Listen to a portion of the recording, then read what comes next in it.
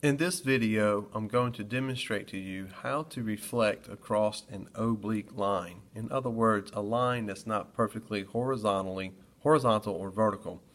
We tend to be able to do reflections across those very easily by just taking the opposite of either our x or our y coordinate, or simply just counting over a number of points in a particular horizontal direction. But when the line is oblique, things are a little bit different. So here's the example we're going to be doing. We're going to take the polygon formed by the points 8, 7, 10, 10, 17, 11, 14, 6, and reflect that across the line y equals 2/3 x plus 9. I've already drawn that on our paper for us. Here is our line of reflection, and here are the points of our polygon, and I have labeled them A, B, C, D. Keep in mind everything we know about a reflection, and that is when we connect the corresponding points of our image and our pre-image, then we form perpendicular lines to the line of reflection. Not only are they perpendicular, but we know that they are equidistant. We know that perpendicular lines have a very special relationship between their slopes. Their slopes are opposite reciprocals. In this line, our line of reflection, our slope is 2/3. So we want the perpendicular slope, and I'm just going to make a notation M with a little perpendicular sign beside it. We know we want our perpendicular slope to be the opposite reciprocal of that. So that would be, the reciprocal would be 3/2, and of course the opposite would then make that negative. So when we draw a line connecting the points of our pre-image to their corresponding points on the image somewhere on the other side of this line, we know that the slope of that line is going to be -3/2. I'm going to use that fact to help me find out where those points should go. Let's just start with each point, and we're going to draw some lines of reflection. I'll start here at point A. I want to draw a line that includes this point with a slope of -3/2. So I'm going to go up 3 over 2, up 3 over 2, up 3 over 2. And that's a fair number of points there. Now I'm going to connect those dots and get my line. Somewhere on this line will be A prime, the point of the image that corresponds with A, which is the point in our pre-image. And here's how I'm going to find it. I'm going to use my compass to help me find that. And I'm going to measure that distance with my compass, or if you don't have a compass, you can just use an index card and mark the notes on the index card. Notice I'm not using the ruler here. I'm trying to be a little bit more precise. I'm trying to be, honestly, a little bit more primitive when I do it. So I measure the distance from the line of reflection to the point of my pre-image, and now I'm going to measure that same distance on my line over here.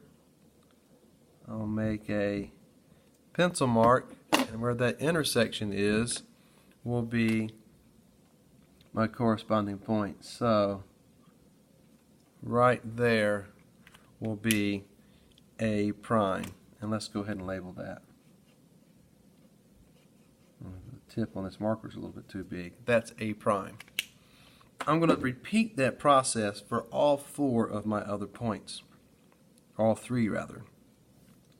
My slope is still going to be -3/2. I'm making perpendicular lines to this line of reflection. So I'm going to go up 3 over 2, up 3 over 2, up 3 over 2.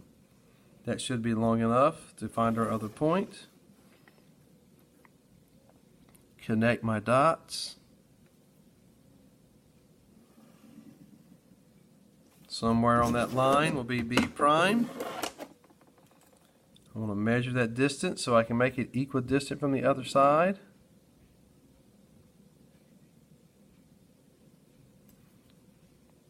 Using my compass to do so.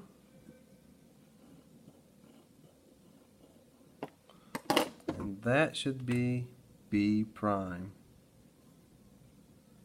And let's label it. Okay. Same process. We're going to do that again with our other 2 points that are remaining. We know we're going to make perpendicular lines to our line of reflection. So, slope is -3/2. Up 3 over 2. Up 3 over 2. Up 3 over 2. Get one more set. Up 3 over 2. Now it doesn't matter that our lines are starting to go through some of our other notations. That's okay. We just didn't really know where to put our notation sometimes. Somewhere on that red line should be D prime. We know we want it to be the same distance. So I'm going to open up my ruler or use my note card or something along those lines to get that distance and then mark it off on the other side. Okay. So right there would be D prime. One more to go. Perpendicular line from C to my line of reflection. My slope is -3/2. Up 3 over 2. Up 3 over 2. Up 3 over 2. That's enough to give me a good straight line. Use my ruler.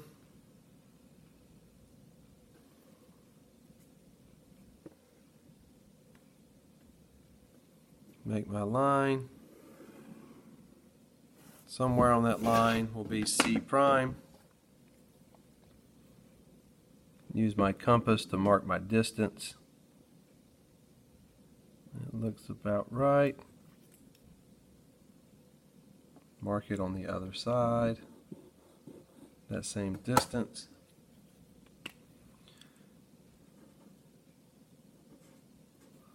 That's C prime. Now I have all 4 points of my image that correspond with my pre-image. So let's connect those dots.